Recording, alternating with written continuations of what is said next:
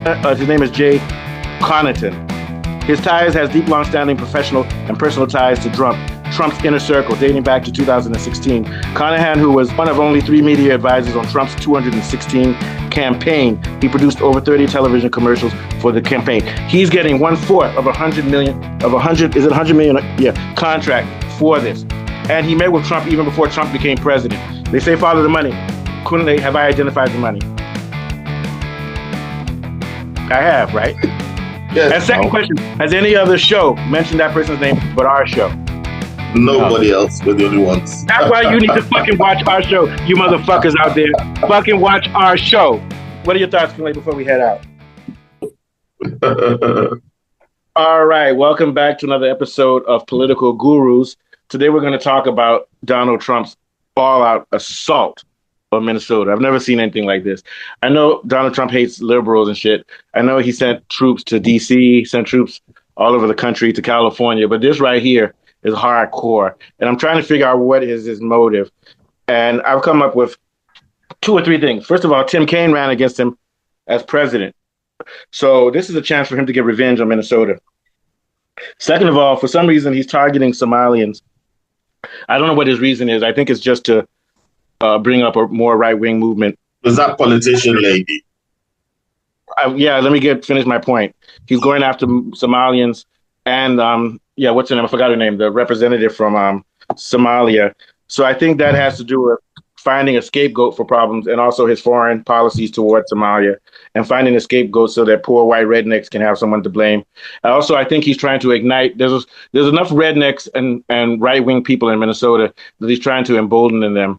And also, Minnesota is a swing state, so he's trying to change the culture there by running down hard on them, putting fear into people. And the last thing I think he's trying to do is that he's using Minnesota as a pivot state to make money off of his not arms, but off of security and weapons and ICE, which his friends and people who helped him get elected through campaign money are this is payback for them, and he's using Minnesota, sending 3,000 troops in there. And if you look at what's going on, I'm not exaggerating when it looks like it's an all-out war on the liberals. Now, I don't like the liberals, but I will say that Trump has a real vendetta against them. And by going after main cities that have liberals and swing states like this, he can stop anyone from getting in the way of not just him, of the right-wing movement that's coming up in the U.S.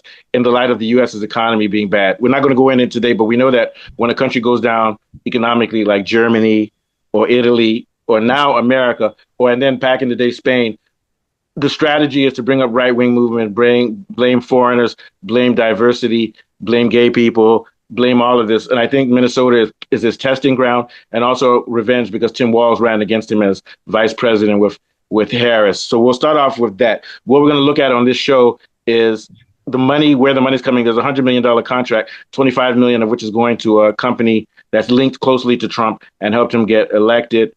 And this involves, and then also we're going to look at the fact that these guys are going all hardcore. People are getting shot and killed, and I think they've arrested something like 10,000, maybe even 30,000 people that could get deported for all kinds of crimes. So they're cleaning up Minnesota. And my guess is that Minnesota will be first and other cities will be bad. Once again, I don't care about liberals. All I care about is America's international policies and stuff. So to me, I don't care what all this is going on. We're just trying to find out why it's going on. But for all of you who are watching, you're next. What are your thoughts in general first, Kunle, before we get into the details? Yes, I mean, it is truly a question of, it's truly a case of you're next. This crackdown in Minnesota and the reacting protest, it's chaotic, to say the least. The question is, who are these people that are creating this crisis? Who are supporting them in this area? And obviously, it's coming from the far right. It's coming from the billionaires and the oligarchy. We're seeing ICE being sponsored. A lot of these ICE agents are Proud Boys, January 6th rioters, all sorts of. Not only that, so what I heard is that Trump, like in Minnesota, within a 10-mile radius, they send out job offers, not job offers, but advertisements saying you want to make money, you want to get a quick $3,000 signing bonus, you want to be able to use your guns.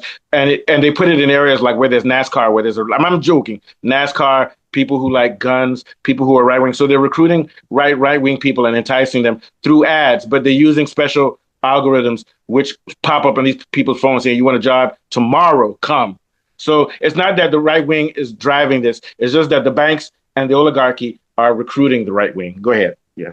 Yes, if it becomes too aggressive, I wonder whether American people are going to start creating militias, and then we now start getting into a different level of violence. I mean, that's almost what I thought was going to kick off in Minneapolis if these protests are not quelled. I saw J.D. Vance try to calm things down by saying that ICE agents sometimes make mistakes because he previously was, ramping it up, saying that yes, that she tried to kill that policeman and all sorts, and ramping up the violence. I think I don't know how we're going to what is going to happen in Well, two Minneapolis things. to. Two things. Citizens are already carrying machine guns. Black Panthers are down there with machine guns, but they're not shooting. They're just standing saying that we're here to protect ourselves. It's not illegal for them to carry machine guns, but they're not shooting because if they know that they shoot immediately, helicopters and people will start. But that's the first escalation when you start brandishing guns. That's the first escalation. And Minnesota, they're not talking about this, but it has an $8 billion fraud scam against Walz, who's the governor. This guy and his friends. He's going to step down. He's saying that he's he's guilty, not guilty, but he's responsible because it was over. He oversaw it and he didn't pick it up. So he's stepping down. He's not saying that he was part of it, but he's saying he should have done a better job of finding it. A lot of people are saying he may not be part of it, but he knew about it. So they have an $8 billion fraud of social services in a liberal city. Then you have this. So it seems like Minnesota is absolutely out of control. Then it has with the Somalians, who I'm not against them, but they are involved in a lot of fraud scandal. So there's a lot of things which make it easy for this place to get out of control into full chaos. And Trump is exposing that. But with these 3,000 troops, it's already war because they're pulling people out of cars without warrants. They have on masks, and it's supposed to be illegal, but I don't think it's legal. I just think the courts are allowing him to do it. So this is the first signs of a civil war. This is what I call a low grade civil war, which hasn't become super violent. And if you study American history, they was called Bleeding Kansas, where there were a lot of scuffles before the big super war. What do you think? And I'm not saying America's going to get that, but I think America's going to get into a hybrid war. And I think the cause of it is going to be economic because this type of looting that Trump and Elon Musk and all these cuts cannot maintain. There's going to be a civil war in this country, but it's going to be mostly riots, strikes, breaks, and violence. What do you think? This is the notification of the United States of America. Yeah. You have to remember that even in World War II, it wasn't that obvious that America was going to land on the side of the British and the French. They did almost land on the side of the Germans because there was a Even in large. World War One, it took a lot for them to join World War One. Yeah, but in terms of Nazi ideology, American World War II did almost join the Germans. I mean, they did have Jim Crow going on anyway, so they already had a racial superiority ideology at the time. Let's not forget that when they keep saying, "Oh, you've been speaking German before you're for free," Yeah, that's but let's no get back to nonsense. But let's to get the back time. to it. But also, you have to remember, after World War II, they brought in the Germans. They didn't use education. They didn't educate Americans. They brought in the Germans to put them to the moon and build their military. So they still profited off of the Nazis. But yeah, go ahead. Mm-hmm. Yeah. So what we need to see now, the way forward. Before we go the way forward, there's a lot of going backwards. First of all, as we see this notification of America, you're slowly going to see some form of resistance to it. There is always a danger. Some people think democracy can never die. Germany's Weimar Republic was a democracy that died. Let me see what's going to happen to America. America's going to have a very loose democracy. It's going to be a fractured country. It's going to be anarchic. And I'm talking about, or libertarian, in which, like in South Africa, you have democracy, people can vote, but you have to pay for your police, you have to pay for your schools, you have to pay for everything. The government will provide nothing. And there'll be pockets of crime, and there are going to be neighborhoods where you can't walk into. So it's going to be pure chaos and anarchy. But going back to what you were saying about JD Vance. JD Vance is playing good cop because here's the plan. JD Vance is going to come in and calm people down and be the voice of reason. Then after 2 years, when Trump is called a demented freak, JD Vance is going to come and say, I am going to bring peace and I'm going to do this. And he's going to be the successor. But they're going to continue their right-wing movement of America, but it's going to be more quiet and covert. What do you think? Yeah, I mean, they're never going to abandon that ideology. And as long as that ideology survives, This is always going to be there. You know, the main fight is education.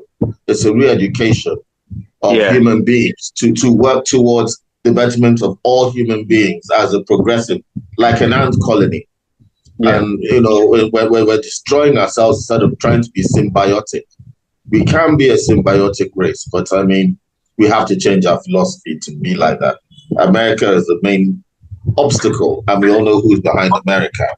Yeah, but the problem is that America has always been white supremacist. The liberals and the white and the rednecks are all blatantly racist. Nobody cares that in the black neighborhoods people are killing themselves. So they don't have a humanistic ground movement to change the country now. They're just what they're doing is they're defying Trump and saying we want to go back to our democracy. But what they want to go back to was what caused them to get what they're here. So they haven't identified that they've never been a democratic nation. Do you see what I'm saying? So Yeah, until, yeah, I see what you're saying. yeah, they're saying they want to go back to These are the MAGA base. what they were before was bomb other countries, bomb Iraq, Obama kill people in Libya, black people in America suffer. That's what they were before. So they haven't realized that what the direction re they have to re-educate themselves to the proper movement. And that's why I say America's doomed, because the average American still hates Russia, still hates China, thinks this is the greatest country in the world, and hates socialism. So until they go, because by definition, socialism is a humanistic movement in which you have to treat all human beings equally. Americans don't see that. They believe in American exceptionalism. It's just that they're mad now that the government, instead of killing people in other parts of the world, killing Palestinians, is killing them. And as long as they have that hypocrisy, the country's going to continue spiraling out of control. Anyway, so let's look at this company. So the company is called People Who Think LLC. It's a Louisiana-based advertising and marketing firm led by Jay Connington. The firm is a central player in the Trump administration's 100 million ICE recruitment campaign, having received a 25 million contract to manage it. His name is Jay Connington. His ties has deep, long-standing professional and personal ties to Trump's inner circle, dating back to 2016. Conahan, who was one of only 3 media advisors on Trump's 216 campaign, he produced over 30 television commercials for the campaign. He's getting 1/4 of 100 million of 100. Is it 100 million? Yeah, contract for this. And he met with Trump even before Trump became president. They say follow the money. Couldn't they? Have I identified the money? I have, right? Yes. And second question, has any other show mentioned that person's name but our show? Nobody else. We're the only ones. That's why you need to fucking watch our show, you motherfuckers out there. Fucking watch our show. What are your thoughts, Clay, before we head out? This is all about making money and also making our money off of people you hate and also squashing the liberal movement, which will not allow you to overtake the courts and everything to just do whatever you want. Even though I don't like the liberals, they do want a little bit of freedom within America. Go ahead. I think it's a pushback to try to appease the MAGA base because they've been quite upset about what's been going on in the foreign policy. What do you think about the money trail? Yeah. The money trail will always lead back to where we know it does. Yeah. Sorry.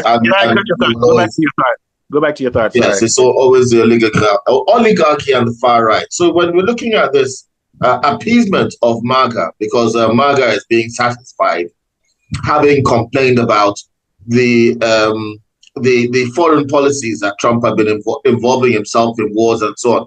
I'm interested to find out what Taylor Greene's position is on Minnesota. It might be more sympathetic to the president than you would have thought. Well, she's already started. Remember, she reached out to the Democrats and liberals and said sorry for attacking them.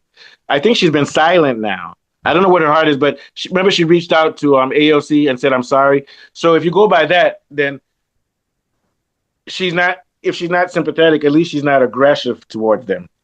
I think she still wants to show that she has traditional values and she still wants to show strong policies towards immigration. So to that extent, I wonder whether she sees Trump's actions as good or bad in general, or because I'm very curious. I think she sees it as good for her. I don't think she sees it as good. I think she sees it as an opportunity for her to come after he's done this damage and to reach out to the Democrats. I don't know what she thinks inside of her, but nobody knows what any American thinks. Tucker Carlson, for all we know, may be racist. He claims he likes black people and everybody. We don't know what's in their mind, but what's more important is what's their strategy. I don't think her strategy is to attach herself to Minnesota because she's trying to. I think so. I mean, her silence is deafening, actually. On the whole issue. Her silence is deafening, given the tit for tats that have been going on. But I mean, Trump is simply doing what he was doing abroad. He's now doing it at home. And you just have to get used to it. You know, we discussed this thing. It's called the boomerang effect. And Mm. What you do abroad eventually, comes back to you, broad. Look, what you do abroad comes back to you, you blonde broad. That's eventually, terrible. even other groups within white people are going to be targeted, whether it's gays or lesbians or Oh, everybody. Freemasons or whatever. So there's going to be other ways that they're going to target other groups within white groups that they want to eliminate. It's not just. I mean, we've Yeah, seen this before. I mean, gypsies are not black. They're not black, and they slaughtered them. Just even more gypsies were killed than Jews yeah, by the Germans, but we don't talk about that because they're gypsies. So the racial policy, the racial purity part of this is not just about racial purity. There is also a part that looks at your policy that you can still be wiped out even if you are the correct race. So it can only result in more devastation, more violence. yeah. The far right is not a way to sustain life; it's a way to No. destroy it. So here's Margie Taylor Greene's view. She's in You favor of can't see ICE. how it can sustain. It always Yeah, ends in war. I don't get it. It Margie is Taylor like Green. it's a necessary thing for the human race to have these wars to reduce their population and start again. I think that's what the far That's right's because point. human beings are primates, and primates have social orders, and the people at the top of the social order want to stay on top above all other people, so they'll kill people. It's not about money; it's more about uh, being dominant and being Drunk on ahead. supremacy and vanity.